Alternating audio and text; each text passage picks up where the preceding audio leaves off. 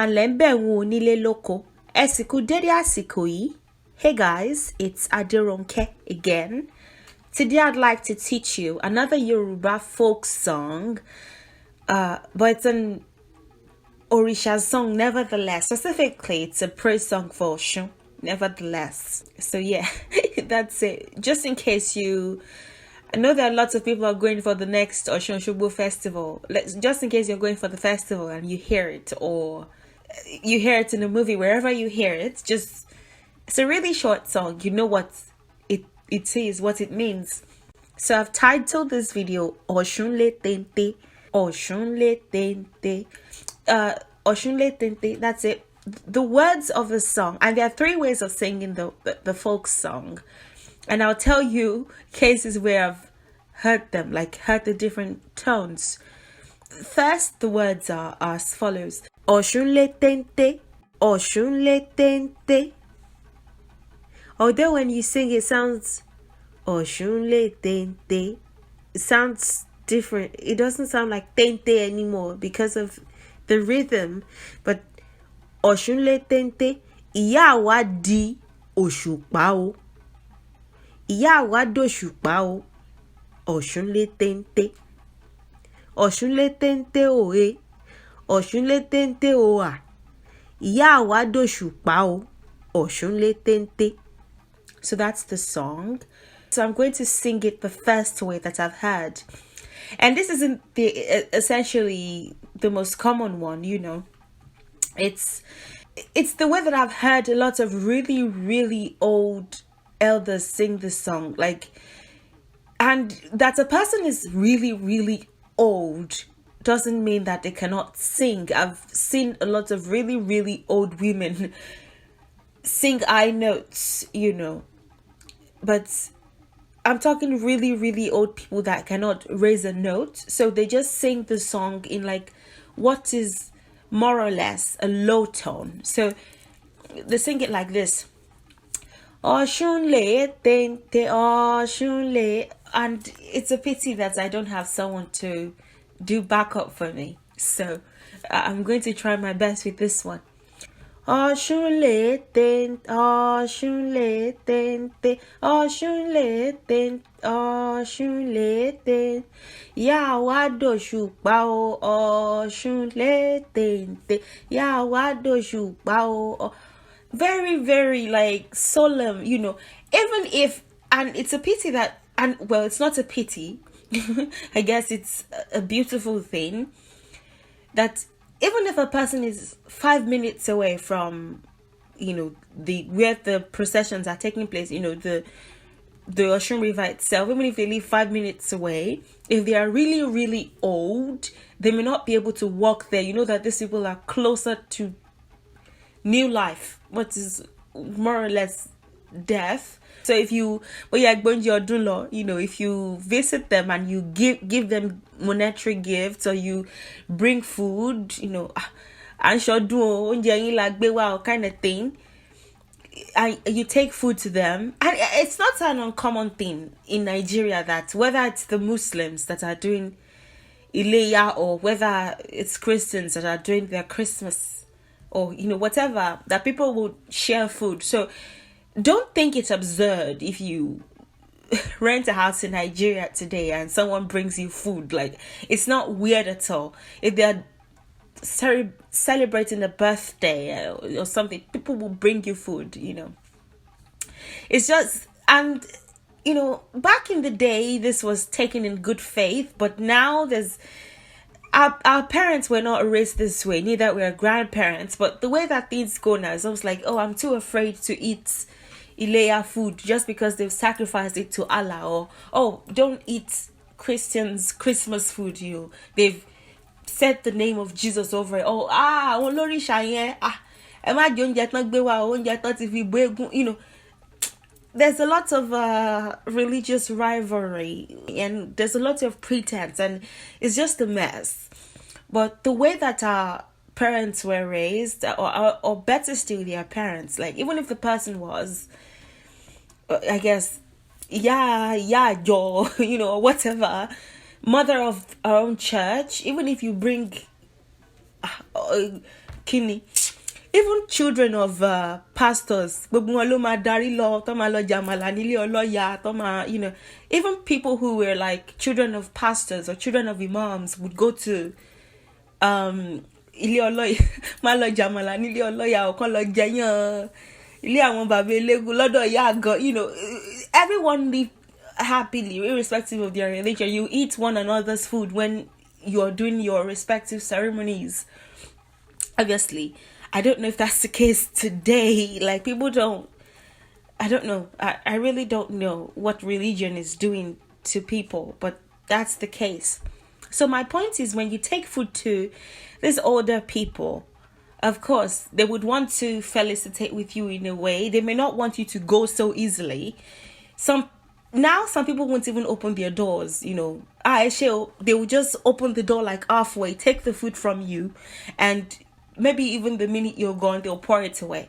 But for these really old people, 90s, 100s, they won't even want you to leave. Like, they would want you to keep them company, and sometimes you may not even hear what they are saying, so you have to strain your ears. And the whole thing is just a beautiful thing. So it's the way that they will sing the song, Oshun le tente, Oshun le tente, Oshun le tente, Oshun le tente, Yawa dosupa o, Oshun le tente, Yawa dosupa o, Oshun le. And it's beautiful the way that they sing it. So that's version 1. For version 2, it's a little bit better, in terms of the notes, how high the notes go. And it goes something like this. Oshun le tente, Oshun le tente, Oshun le tente, Oshun le tente, Yawa dosupa o, Oshun le tente, Yawa dosupa o, Oshun le tente, Oshun le tente, Oshun le tente, Oshun le tente, Oshun le tente, Yawa dosupa o, Oshun le tente, Yawa dosupa o, Oshun le tente. Oshun le tente, Oshun le tente, Oshun le tente, Oshun le tente, Yawa dosupa o, Oshun le tente, Yawa dosupa o, Oshun le tente. So that's version 2. Version 3, which you would probably hear like at the festival. And it's a lot more like, with drums and everything, it's a lot better. Let's not forget that I'm singing solo in my room, and it goes this way. Oshun le tente o e, Oshun le tente o a, Yawa dosupa o, Oshun le tente, Oshun le tente o e, Oshun le tente o a, Yawa dosupa o, Oshun le tente, Oshun le tente o e, Oshun le tente o a, Yawa dosupa o, Oshun le tente, Oshun le tente o e, Oshun le tente o a, Yawa dosupa o, Oshun le tente. So that's version 3. Obviously, with drums and everything, that's a bit more. So I just thought, let me take it from the most solemn version to like the everyone jumping around during the festival. Or that's essentially the song. Now, obviously, like I often do, I'm going to give you word for word transliterations. Oshun is a deity and a spirit guide. You could call her a Yoruba deity, but like I've mentioned, Oshun, the spirit Oshun, is not human, and so she won't say, "Hi, I'm Oshun, I'm a Yoruba, and I only deal with Yoruba people." So you could call her a Yoruba deity. She won't necessarily. She knows that she's a very, very important protector of Yoruba people. It doesn't mean that she won't help other people. She won't help the Europeans, or she won't like. And you will be quite. I feel like when people hear the story of Suzanne Wenja, especially people who are taking a very wrong approach to being pro-black, in which somehow subconsciously they think that means anti-white or anti-anybody else. They're surprised when they hear about people like Suzanne Wenja, or they see a lot of Europeans around the being involved, in general protection of the Oshun place, where Oshun's home in Oshogbo, so don't be deceived at all. Oshun will take care of anyone who calls on her. She's not Yoruba, she's not human. And she may manifest as another deity or another spirit. And she has manifested, believe it or not, amongst other people. And I've been given different names there. So we know her that in one of our last incarnations, earthly incarnations, human incarnations, as far as we know, she probably won't reincarnate as a human again, ever. She's probably done a last one. Of course, she's an ascended master now, powerful one at that, powerful spirit, powerful ascended master, powerful deity. We know that she was Yoruba, but we can't say for sure that she had never been anything else, or even after that she was never anything else, so she's a deity and a spirit guide. And the thing is, most deities that we honor, apart from the archangels, they tend to have had a human incarnation, so don't be surprised. For example, Jesus, Muhammad as an ascended master, they to some degree you can relate to them because they've lived as a human.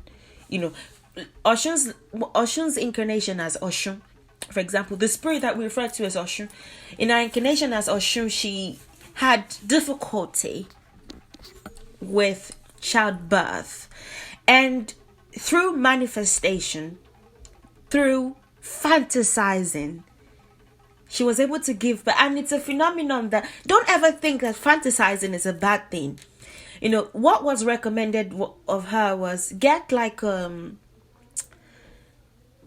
a brass figure, get something, and till now people do it, get something and take care of it the way that you would fantasize that doll, that figure, that toy, whatever, is your child. So pretend like it's crying, put it around your bosom and breastfeed it. It may look crazy, but breastfeed it and take care of it. And you don't need to, people need to learn to explore the concept of manifestation more.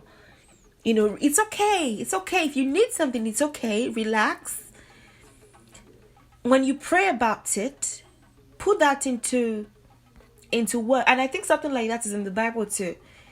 Faith without works is dead. So what does works really mean? Pretend like, oh, I already have this child. You can even wear like panties for this doll and comb the doll's hair and pretend like this is a child. And by fantasizing, by manifesting that, and it works, sooner than later, trust me, you're going to be pregnant. And you're doing the do, of course. You're the intercourse aspect of it. You're not ignoring that as well. Believe it or not, you would have a child if you're meant to.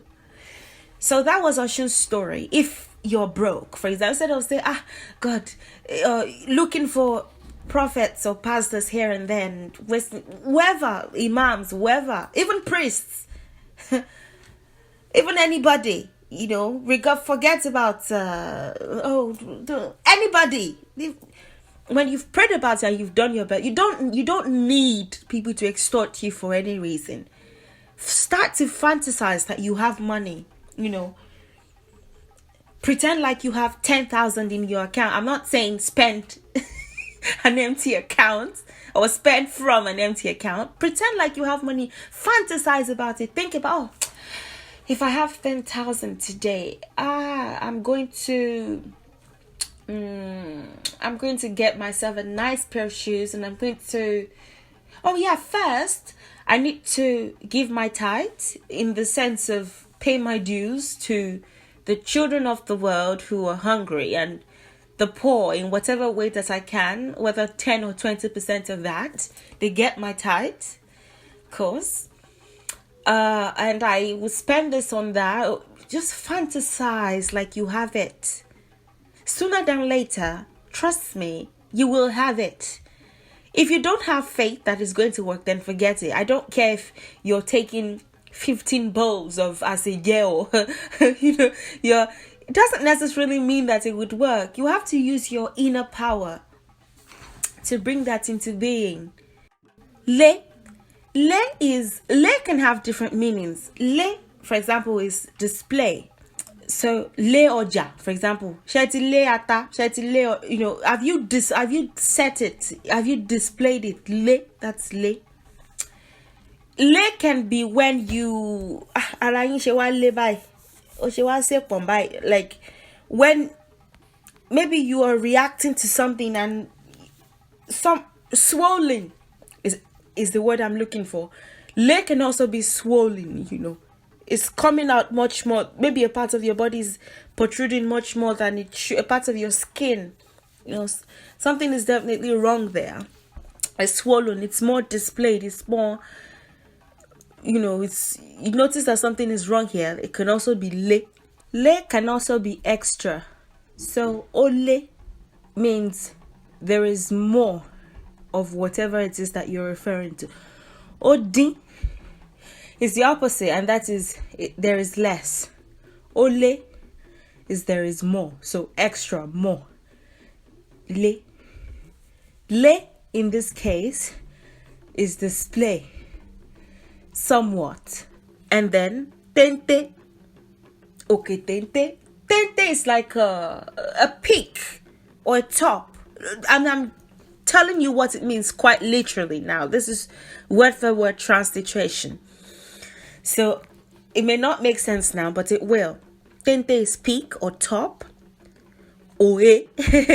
Oe doesn't mean anything. It's like, O is the Yoruba people's way of exclamating, but it's not the only way. If we're singing, another way of exclamating or emphasizing what has been said, is Oe, Oa, O, so instead of just saying oh, if you say Oshun le tente oh, it's not as rhythmic as you want it to be. It's a tonal language, so we like rhythm, obviously. So oh is a way of emphasizing, double emphasis. Oh is to make it rhythmic and to emphasize what has been said. And then same again, Oshun le tente oh that's and OA. They don't mean anything. They're just in and of themselves. They're just exclamation words. Instead of exclamation marks, we have exclamation words. And these are the rhythmic ones. Ìyá wa di òṣùpá. Ìyá wa dòṣùpá. Ìyá is mother. I've made the video on the 4 words that mean mother amongst the Yoruba people, and I'll attach it somewhere around here. Iya, yeye, iye, mama, so mother. Awa is our. Now you don't have to say awa. You can say iya wa doshu pao, but I've heard people say iya wa. It's more commonly iya wa. Awa is our, I say our. I said our. I'm saying the way that, like, I'm trying to I hope someone got what I was trying to do there. I was saying our. Oh no, sorry. Mother, so our mother. Iya wa. Iya, awa is our. And then dosupa. Dosupa is a combination of 2 words. Di oshupa. And I've made a video on celestial bodies as well. Heavenly bodies, of which the moon was mentioned. So if you want to know what the sun is or whatever, the sky, I've made a video on that. Di is become. Oshupa is the moon. Oshupa. Oshu. Aja Oshupa is Venus. Okay, I've made a video on this, so I'll link it somewhere as well. Di is become. So Di Oshupa, become the moon. Our mother becomes the moon. Ìyá wa dosupa o. That O there at the end is an exclamation word again, an emphatic word. So, and then lastly, Oshun le tente. Oshun. So when you transliterate this, what does it look like? Transliteration first. Oshun displays or shines at the peak or top. Again, this is their transliteration, right? It's not the full thing. It's not the proper translation. It's the transliteration. Oshun displays or shines at the peak or at the top. Our mother becomes the moon. So it's like a love song for her. Oshun shines or displays at the top, which means Oshun is magnificent or supreme. When you say that, look at the moon, look at the position of the moon. This is just to bring the imagery of the moon to the singer's mind, So I came across this on NASA's website, and it goes, the brightest and largest object in our night sky, the moon, makes Earth a more livable planet by moderating our home planet's wobble on its axis, leading to a relatively stable climate. It also causes tides, creating a rhythm that has guided humans for thousands of years. The moon was likely formed after a Mars-sized body collided with Earth. The moon is magnificent and significant. It's like a metaphor, Oshun is the moon. Oshun is like the moon. Oshun is the moon, She's significant and magnificent and out of reach, but she does, well, I wouldn't say out of reach. Of course, you can't touch Oshun's cheeks, for example. So that would be a way to sort of make sense of the out of reach in quotes. But she's just as involved in our lives as she would be if she was a living person living in our room, cares for us and takes care of our needs and helps us manifest what we want, tells us to make our requests known to her, and she'll take care of it. She's magnificent. She's supreme. She's magnificent. She's supreme. She's the largest. Our mother becomes the moon. At this point, you're now personifying Oshun by saying, oh, she's the moon. Di Oshupa. It's like saying, even if you remove the D, Yawa Oshupa, our mother, the moon. It's metaphorical. She's magnificent. She's supreme. She mothers us, not mother as in kill. She nurtures us, excuse me. She mothers us. Oh God. She nurtures us, excuse me. She doesn't murder us. She nurtures us and she takes care of us. And she loves us. She's just as involved in our lives. Whether or not we can touch her face or kiss our cheeks, but we can touch one another's faces and kiss one another's cheeks because she manifests herself through us in one way, shape, or form, whether we're conscious of it or not, especially if we are tuned to her energy. So if you are and that is why you would see like people would say, why do devotees bow before Yalorisha or why do they greet them? They will recognize that this person is a manifestation. Doesn't mean that the person is another human incarnate of the spirit. It just means that their energy is residing. It's like this person's spirit and energy is residing in their body, yes, although they reside in other parts of the universe too, and that's another thing for another day because that's a longer teaching. But the body is big enough to house more than one spirit. So don't say, oh, my house being your body can only be out. The body's just a shell, and know that the spirit body doesn't occupy space, like as an earthly space. Say, oh, my body, the only person that can reside in this body is Aderonke spirit and no other spirit can. If I attune to a particular energy, a part of their energy will start to reside with me too. So now it's both of us in the body, their spirit, my spirit, and a part of their energy is with me. A piece of that is with me. So that is why you would see devotees or priestesses like bowing before Baba, whatever, and all of that. Yeah, yo, whatever. It's like namaste, so to speak. The divine in me recognizes the divine in you. So I know that I've probably done more teaching than the song itself, but I hope you learned something.